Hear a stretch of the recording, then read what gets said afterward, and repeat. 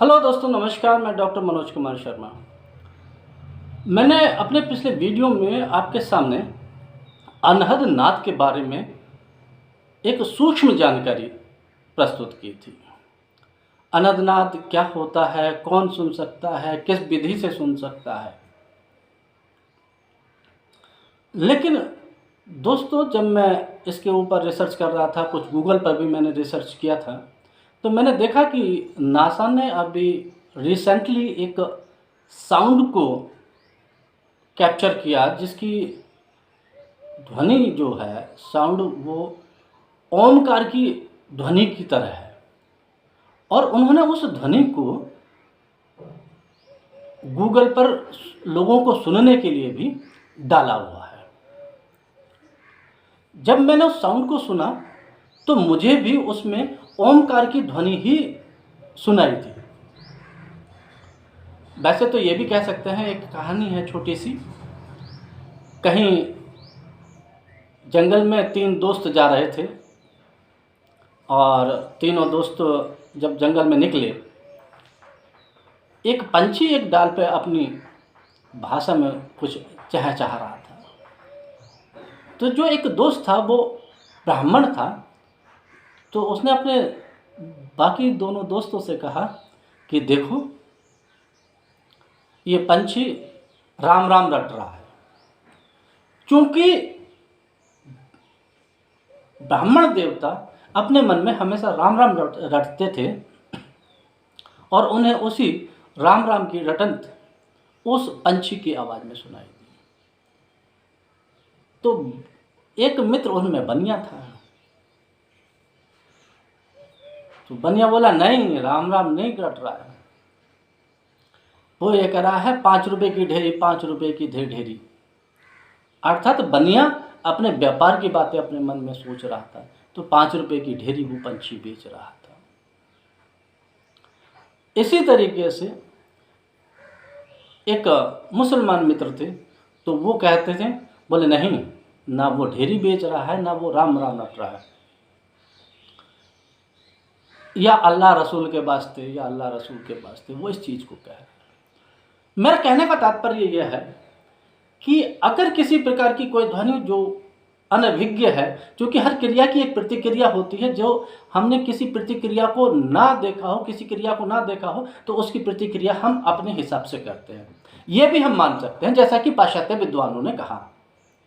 लेकिन मैं ये मान सकता हूँ और विश्वास के साथ मान सकता हूँ कि जो वो ध्वनि थी, ओंकार की ही ध्वनि थी।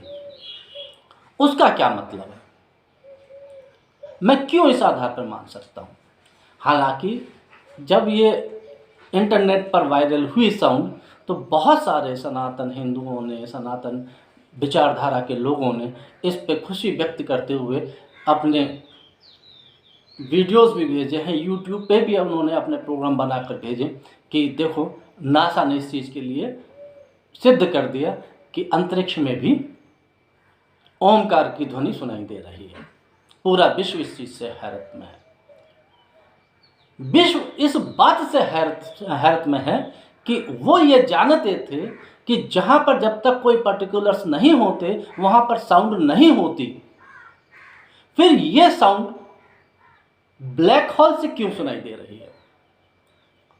क्योंकि मैं ये मानता हूँ और दावे के साथ कह सकता हूँ कि पाश्चात्य विद्वानों का जो ज्ञान है, हमारे सनातन ऋषियों के ज्ञान से बहुत सूक्ष्म है।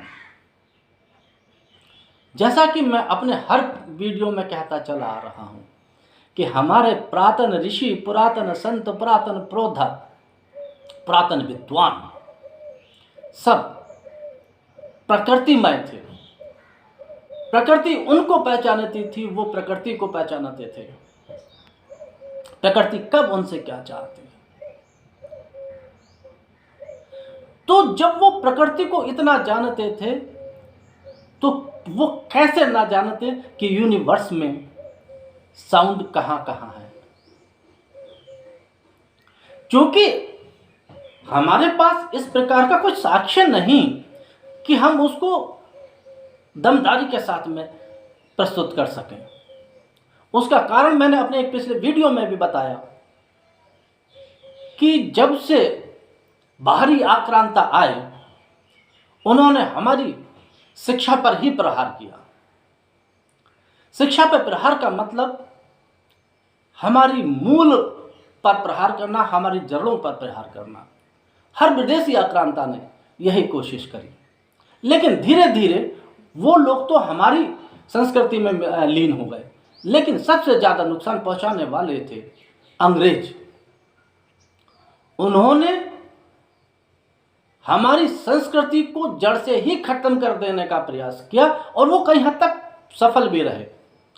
उन्होंने हमारी शिक्षा नीति को हटाकर अपनी शिक्षा नीति हम लोगों के ऊपर थोप दी, जो आजकल हम पढ़ रहे हैं, देख रहे हैं और सीख रहे हैं, और उसी के अकॉर्डिंग हम सोच भी रहे हैं।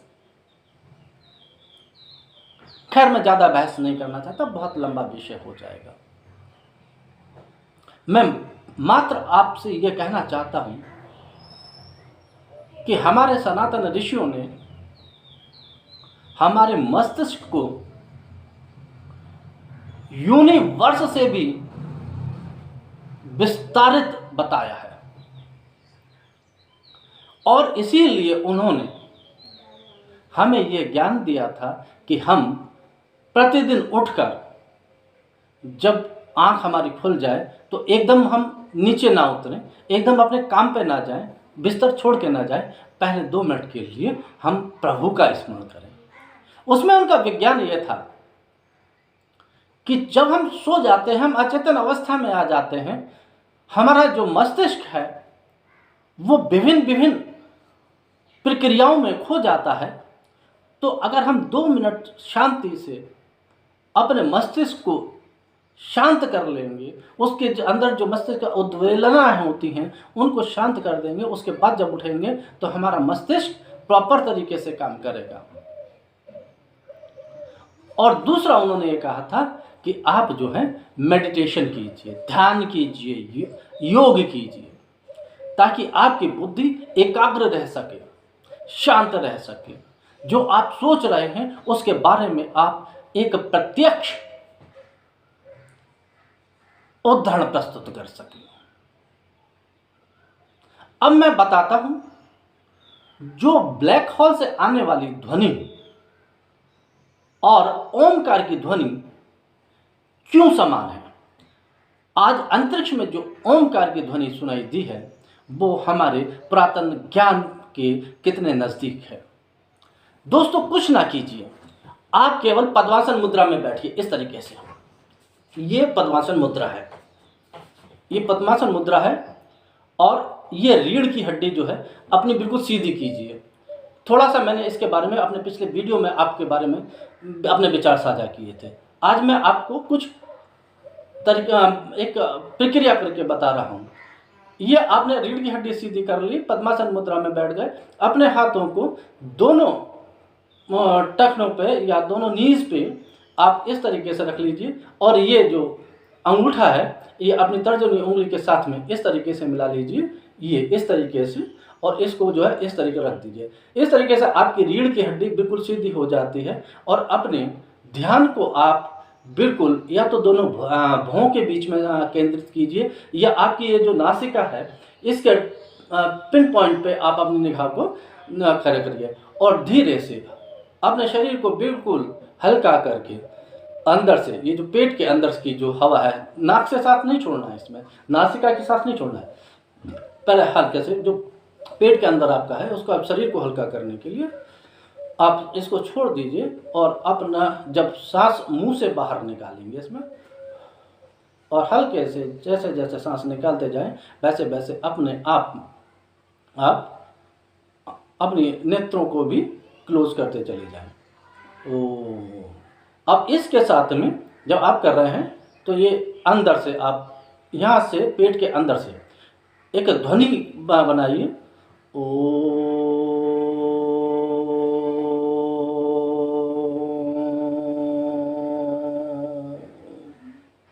तो यह ध्वनि यहाँ से निकल ली, और इसको आप यहाँ ऊपर तक लेके आए। ऊपर तक लेके आने के बाद में फिर आइए यहाँ तक, मस्तिष्क तक।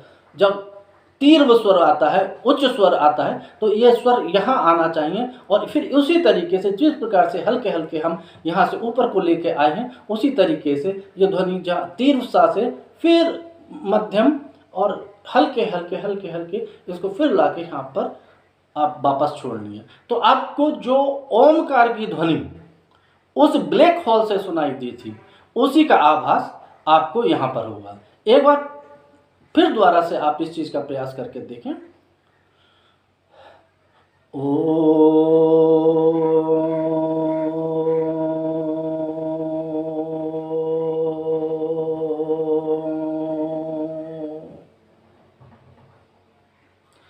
तो दोस्तों, जो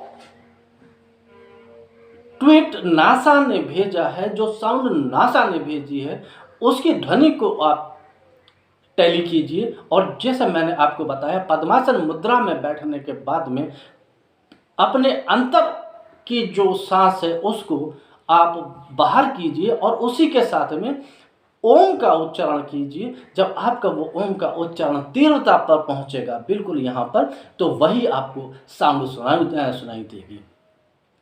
और यह हमारे सनातन ज्ञान का एक प्रत्यक्ष प्रमाण है कि हमारे सनातन पुरोधाओं को अंतरिक्ष के बारे में, एस्ट्रोनॉट्स जो कहलाते हैं, एस्ट्रोलॉजी के बारे में बहुत ही अच्छी जानकारी थी। वो उसके सूक्ष्म बिंदु तक पहुंच चुके थे। हमारा दुर्भाग्य है कि उनके द्वारा प्रदत्त ज्ञान आज हमारे बीच में नहीं है। आज हम दूसरों के ज्ञान पर आधारित हैं। जब वो बताते हैं तो हमें अंदर से एक उत्साह होता है कि हाँ, हमारे विद्वान, हमारे सनातन पुरोधा कितने विद्वान थे। इसी के साथ दोस्तों, मैं अपनी वार्ता को यहीं समाप्त करता हूँ। धन्यवाद, नमस्कार।